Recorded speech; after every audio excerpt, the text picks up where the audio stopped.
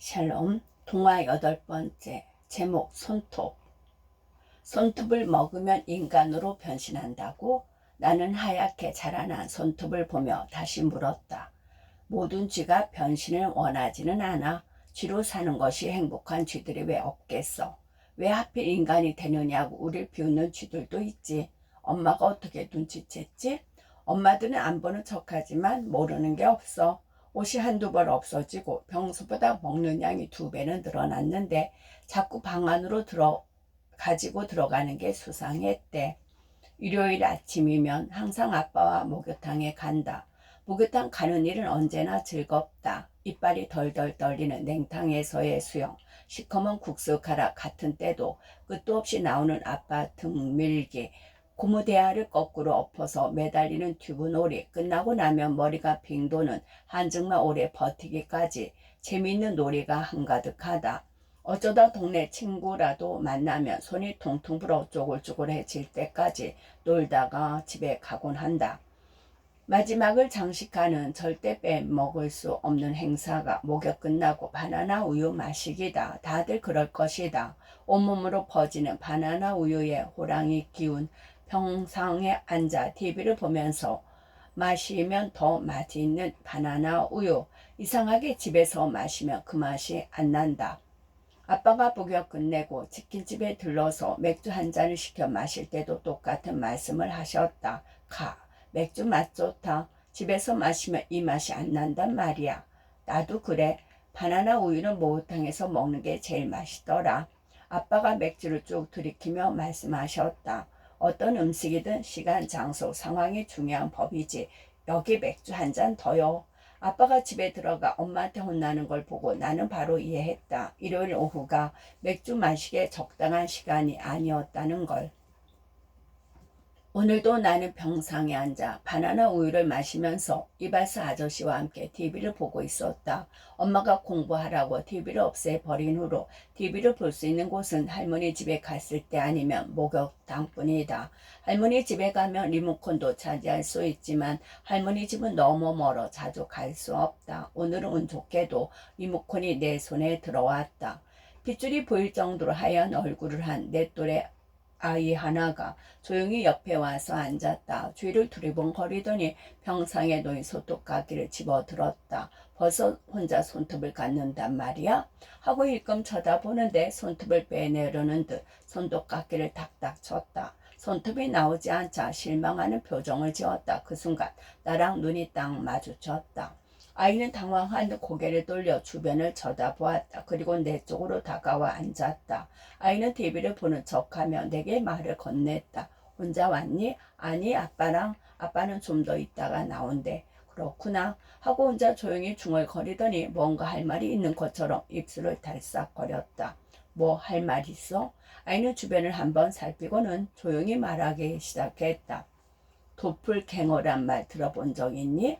이 세상 어딘가에 나랑 똑같은 사람이 살고 있대. 그 사람과 마주치면 심장이 멎어 죽고 만다지. 하지만 걱정할 거 없어. 도플갱어는 없으니까 죽는 일은 일어나지 않아. 그건 바로 우리 쥐인간들이야.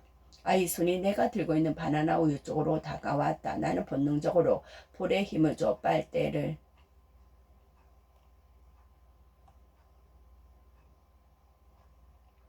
빨대를 쭉 빨았다. 가르륵 소리가 나며 우유가 바닥을 드러냈다. 천천히 마시고 싶었는데 그러니까 네가 쥐인간이란 말이야? 아이는 입맛을 다시고는 손을 거둬들이며 대답했다. 우리는 너희 인간들 손톱을 먹고 생겨났어. 원래 같았으면 절대로 먹지 않았을 거야. 손톱은 딱딱한 데다 끝이 날카로워서 입안이 찔리기도 하고 별로 맛도 없거든. 처음에 누가 제일 먼저 손톱을 먹었는지 모르지만 우리 조상도 누군가가 손톱을 먹으면 손톱 주인과 똑같은 모습으로 변신한다는 걸 깨달았어. 그 우리 주인간들이 생겨났지. 우리는 숫자가 아주 많지는 않아. 우리의 왕성한 번식력을 고려하면 놀라운 일이지. 너 손톱이 참 길구나. 손톱을 먹으며 인간으로 변신한다고? 나는 하얗게 자라난 손톱을 보며 다시 물었다. 모든 쥐가 변신을 원하지는 않아. 쥐로 사는 것이 행복한 쥐가 왜 없겠어? 왜 하필 인간이 되느냐고 우리 비웃는 쥐들도 있지. 하지만 우리의 왕성한 호기심과 나아지고 싶다는 열망이 우리를 쥐인간으로 이끌었지. 하지만 그 삶은 결코 만만치 않았어. 남은 우유 좀 마셔도 될까? 나는 점점 아이가 하는 말에 빠져들어 나도 모르게 우유값을 내밀었다. 아이는 빨대를 빼고 뚜껑을 열더니 거꾸로 들고 우유값을 탈탈 털었다. 우유 몇 방울이 아이의 입속으로 들어갔다. 분홍색 긴 혀가 입술을 핥았다. 나는 10년 전 이맘때쯤 처음 쥐인간이 됐어. 아직도 그때가 어제 일처럼 기억나. 서울 변두리에 있는 2층 집 지하 하수구 배수관에서 태어났어. 주방 싱크대를 타고 흘러내려온 밥풀 같은 걸 주워 먹고 살았지. 하수구에는 터줏대감인 대왕쥐가 살고 있었는데 우리는 대왕쥐에게 먹을 걸 구해다 바쳐야 했어. 가뜩이나 먹을 게 부족한데 어쩌다 흘러내려온 고기 조각 같은 건 대왕쥐 뱃속으로 다 들어가니 사는 게 어떻겠어. 내가 날이 갈수록 말라가는 것을 본 엄마가 결심했어. 하수구를 떠나기로. 엄마와 나는 빗물 배관을 타고 위로 올라갔어. 도착한 곳은 2층 주택의 지붕이었어. 우리는 지붕과 연결된 옥상에 있는 비어있는 계집에서 새로운 삶을 시작했어. 개 냄새가 좀 나는 걸 빼고는 아주 쾌적했어. 밤에는 희미하지만 별도 볼 수 있고 말이야. 낮에는 지붕 안쪽에 피해 있다가 밤이 되면 길에 나가 쓰레기 봉투를 뒤지거나 인간들이 떨어뜨린 음식을 주워 먹었지. 나는 무럭무럭 자랐고 엄마와 나는 무척 행복했어. 고양이를 만나기 전까지는. 주인간은 금세 눈물이 고였다. 그렇지만 얘기를 멈추지는 않았다. 빗물이 가득 찬 계곡물처럼 이야기가 넘쳐 흘렀다. 그날도 수확물들을 하나씩 물고 집으로 돌아왔지. 달이 무척 밝은 밤이었는데 계집 지붕 위에 까만 고양이 한 마리가 앉아 있었어. 엄마는 용감해서 도망치는 대신 고양이에게 덤벼들었지. 도망칠 줄 알았던 엄마가 달려들어 아빠를 깨물자 고양이는 날카로운 비명을 질렀어. 고양이는 엄마의 목을 사정없이 깨물었어. 엄마가 중들어지자 고양이는 내게 다가왔어. 나도 정신없이 주변 위로 도망쳤어. 혹시 잔돈 좀 있니? 음료수 하나만 마실 수 있을까? 나는 팬티 하나만 입고 있었다. 고개를 저으려는데 아빠가 당에서 나왔다. 친구니? 아빠 음료수 하나만 사주면 안 돼요? 그래 달아나. 아빠는 이발 좀 하고 올게. 아빠가 이발소 안으로 들어갔고 우리는 바나나 우유와 군 계란을 집어들었다. 주인간은 군 계란을 한 입에 우겨 넣으며 말을 이었다. 지붕에서 주택 천장으로 들어갈 수 있는 고양이는 들어올 수 없는 아주 작은 틈이 있었어. 벽돌과 콘크리트, 절근과 나무로 만들어진 미로 같은 곳을 지나 도착한 곳은 2층 주택의 전장이었어. 안전한 곳에 도착해서야 나는 엄마를 잃은 슬픔에 펑펑 울고 말았지. 하지만 언제까지나 울 수는 없었어. 엄마가 고양이한테 덤벼든 건 나 때문이었거든. 나를 지키기 위해 엄마가 자기 목숨을 던졌는데 내가 울고만 있어야 되겠어? 나는 강해지기로 했어. 엄마 목까지 2배로 행복하게 살아가기로 했지. 2층 집 전장은 엄마가 없다는 것만 빼면 천국 같아서 제일 좋은 건 젖지 않는다는 거야. 대왕쥐도 없고 고양이도 없는 나만의 천국. 2층에 내려가면 먹을 것도 얼마든지 구할 수 있지. 인간들만 조심하면 말이야. 사람들 음식을 훔쳐 먹었단 말이야. 나는 어쩐지 속이 메식거릴 것 같았다. 우리 집 천장에서 나던 달그락 소리가 떠올랐다. 인간들은 뭐든 버려. 멀쩡한 것들 다 버리지. 쓰레기에도 소유권을 주장할 셈이야. 돈을 내고 버리면서 계란 하나 더 먹어도 될까? 주인간은 2번째 계란에 손을 대며 말했다.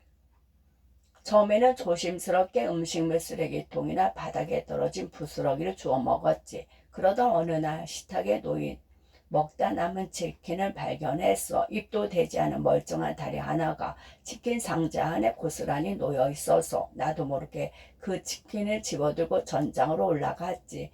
천국에 맛있었어. 몇 가지 남김없이 갉아 먹고 나서 저물어 아침까지 꿀잠을 잤어. 혹시나 하고 귀를 기울였지만 인간들은 내가 먹었다는 것조차 몰랐어. 나는 점점 대담해졌지. 먹을 수 있다면 밥통 안에 밥도 먹었을 거야. 하지만 내가 손댈 수 있는 건 집주인이 지우기 귀찮아 식탁 위에 올려놓은 음식들이나 뒷바란다에 내놓은 감자야 밥 같은 것들이었어. 먹을 게 없는 날은 날감자, 식구들이 고기라도 구워 먹는 날은 횡재하는 날이었지.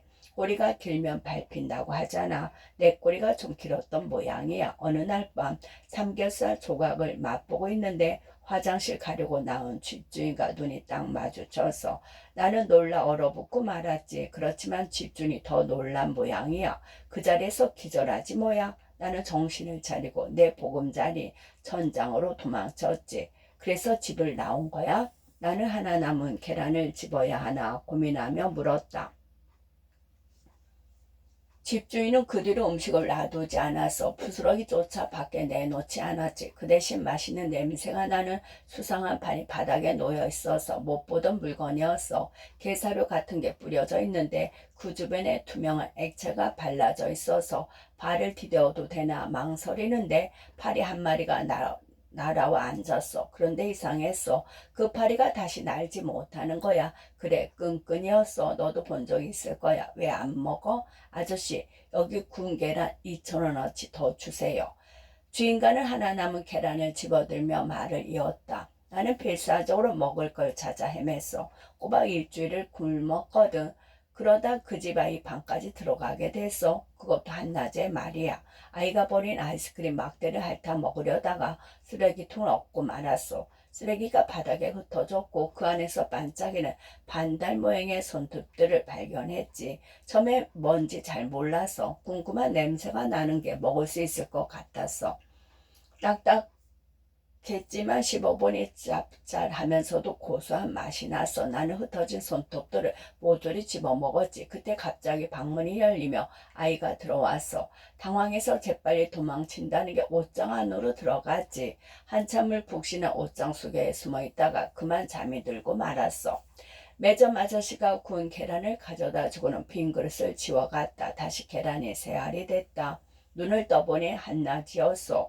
아, 잘 잤다 하고 말하는데 내 목소리가 이상했어. 옷장 안에 이상하게 좁게 느껴졌어. 나는 문을 열고 밖으로 나왔어. 그래, 문을 열고 나왔어. 나는 침대 앞에 두 발로 서 있었고 바닥에서 침대를 올려다 보는 게 아니라 내려다보고 있었어. 뒤돌아서자 옷장에 붙어있는 거울 속에 내가 비쳐 보여서 나는 사람으로 변해 있어서 손톱의 주인 이 집 아들 10살 민수. 주인과는 네 번째 계란을 까기 시작했다. 충격으로 벗어난 나는 조심스럽게 방문을 열었어. 집에는 아무도 없어서 나는 냉장고를 열어 먹고 싶은 걸 마음껏 꺼내 먹었지. 인간의 몸으로는 할 수 있는 일이 참 많더라고. 그렇게 일주일을 굶은 허기를 채우는데 갑자기 문이 열리고 민수가 들어왔어. 세 공기째 밥을 푸고 있는 그 순간에 말이야. 민수는 그 자리에 그대로 쓰러졌어. 나는 곧바로 도망칠 수도 있었지만 왠지 민수가 걱정됐어. 그래서 몸을 걸어보기로 했지. 수건에 물을 적셔 민수의 얼굴을 닦아주고 부채질을 해줬어. 잠시 후 민수가 깨어났어. 민수는 다시 비명을 질렀지만 기절하지는 않았지. 나는 조용해진 민수에게 모든 얘기를 해줬어. 얘기를 다 듣고 나서 민수는 한 가지 제안을 했어. 그 제안이 뭔데? 대신 학교에 가달라는 거야. 민수는 학교에 가는 걸 힘들어했어. 괴롭힘을 당하고 있었거든. 나는 평생 혼자였기에 괴롭히는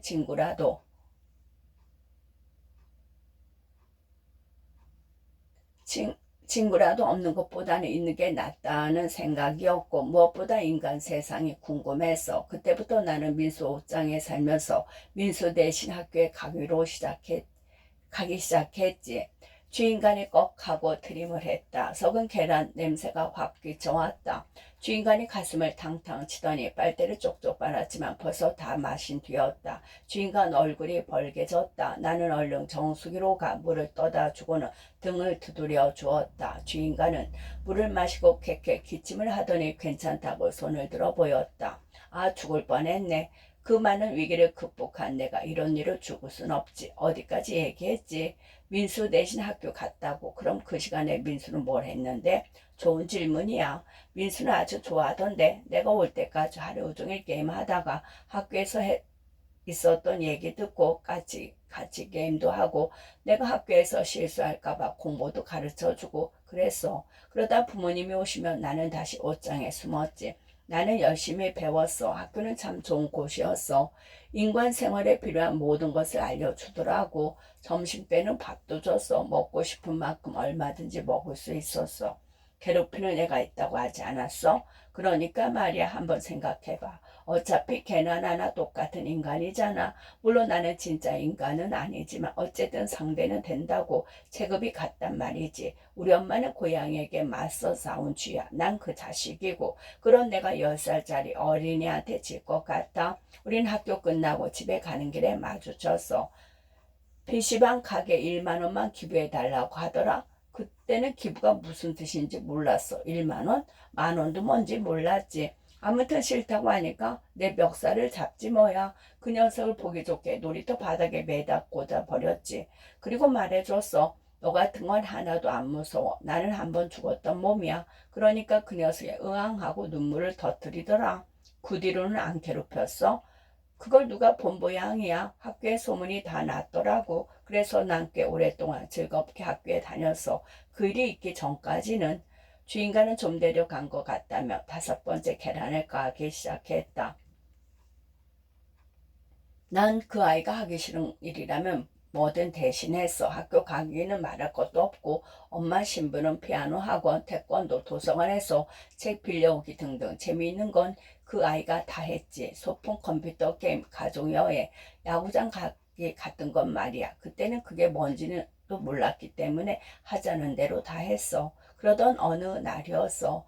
게임을 하던 그 아이가 짜파구리가 먹고 싶다는 거야. 당연히 심부름은 내 몫이었지. 엄마 카드를 들고 나가 라면을 사가지고 집에 들어왔는데 부엌에 그 아이랑 엄마가 함께 있었어. 엄마가 어떻게 눈치챘지? 엄마들은 안 보는 척하지만 모르는 게 없어. 옷이 한두 벌 없어지고 평소보다 먹는 양이 2배는 늘어났는데 자꾸 방 안으로 가지고 들어가는 게 수상했대. 집에 몰래 친구를 불러서 노는 줄 알고 벼르고 있었던 거야. 마침 집 근처에 있는데 카드 결제 문자가 오니까 옳다구나 하고 얼른 들어온 거지. 나는 집에 들어갔는데 엄마가 2명이면 어떤 기분일까 하고 상상해 보았다. 안 될 말이다. 엄마는 1명이면 충분하다. 자세한 설명을 들은 엄마는 나를 쫓아내려고 했어. 하지만 우리 둘 중 누가 자기 아들이고 누가 주인간인지 몰랐지. 생각해봐. 무슨 수로 그걸 구별하겠어. 주인간이 깔깔대며 말했다. 처음엔 그냥 조용히 나가려고 했어. 그런데 민수가 나한테 그 개고생을 시켜놓고 피해자인 척하지 뭐야. 하기 싫은 일은 다 나를 시켜놓고 엄마한테 들키니까 바로 배신해. 그렇다면 나도 곱게는 못 물러나지. 어떻게 구분할까? 유전자 검사를 하나? 숨겨진 신체 비밀이라도 있을까? 엄마들은 자식 일이라면 모르는 게 없다던데 그런 거였을까? 난리도 아니었어. 내가 엄마, 제가 민수예요. 아니면 민수는 아니에요. 제가 민수예요. 내가 민수야. 아니야. 내가 민수야 하면서 서로 머리를 쥐어뜯고 싸웠지. 엄마가 우리 민수는 엉덩이에 점이 있는데 하면 민수가 엉덩이일까 보이면서 여기요 했어. 그럼 나도 엉덩이일까 보였지. 나한테도 그 점이 없을 리가 없잖아. 민수가 아는 것 중에서 내가 모르는 건 없었어. 하지만 내가 아는 것 중에서 민수가 모르는 건 많았단 말이야. 민수는 학교도 안 가고 심부름도 안 가지. 태권도 피아노 학원도 안 갔으니까 내가 말했어. 엄마, 수학 문제 내보세요. 피아노 시켜보세요. 진가는 그런 거 모를걸요. 진간이 학교도 대신 다녔다고 하지 않았나. 역시 쥐가 머리가 좋다더라. 대단하구나 하고 생각했어. 주인과는 말을 이어갔다. 엄마는 우리 둘에게 3가지 시험을 시켜서 수학 문제, 피아노 치기, 태권도 시범 보이기. 나는 자신이 있었지. 인간이 되기 위해 열심히 했으니까. 민수는 모든 걸 나한테 맡겨두고 놀기만 했으니 제대로 할 리가 있나. 당연히 내 승리지. 엄마는 시험을 끝낸 뒤에 말해서 시험을 보니 확실히 알겠구나. 누가 내 아들인지. 내 아들은 너다 라며 엄마가 가리킨 건 민수였어. 내가 아니라. 안타깝지만 우리 아들이 그렇게 열심히 할 리가 없거든 이라고 하더니 날 쳐다보더라. 어느새 엄마 손에는 몽둥이가 들려 있었어. 게으름이 민수를 구원한 셈이지. 나는 걸음아 날 살려라 하고 도망쳤어. 그리고 이렇게 거리에서 살아가게 된 거야. 배고플 땐 고양이 밥도 나눠 먹고 손톱을 구하게 되면 인간으로 잠시 살아가다가 다시 거리를 헤매다가 이 목욕탕을 발견했어. 목욕탕에서는 사람들이 손톱을 깎더라. 여기구나 생각했지. 게으름이 구원이라는 말은 처음 들어봤다. 주인과는 그 몽둥이가 자기를 향한 거라고 생각했겠지만 아닐 수도 있다.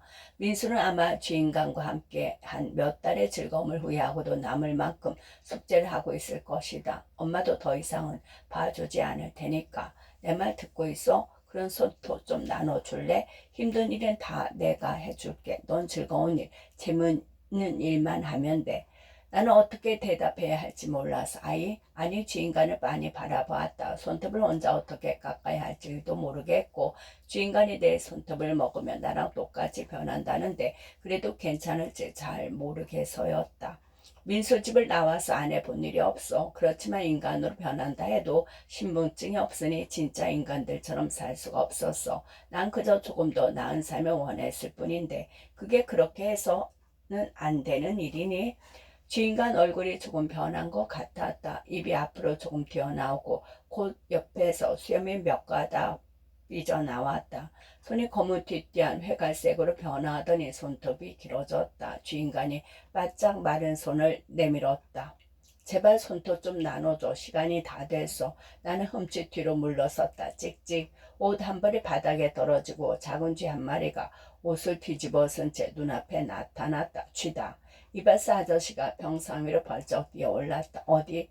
빨간 팬티만 입은 새신사 아저씨가 빗자를 들고 뛰어왔다. 카운터에서 졸던 매점 아저씨가 슬리퍼를 던졌다. 슬리퍼는 새신사 아저씨 얼굴에 맞았고 그 바람에 새신사 아저씨가 휘두른 빗자루는 허공을 갈랐다. 주인간, 아니 쥐가 손살같이 달려가 옷장 틈으로 사라지더니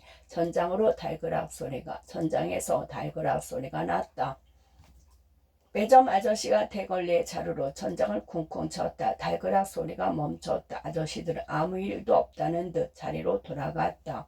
일주일이 지나고 다시 일요일이 됐다. 나는 점으로 혼자 손톱을 깎았다. 새끼 손톱을 너무 바짝 깎아서 손가락 끝이 빨개졌지만 점치고는 성공적이었다. 나는 손톱을 모아서 주인간이 사라진 옷장 틈에 던져 넣었다. 힘들게 살아가는 주인간에게 잠시나마 도움이 되길 바라면서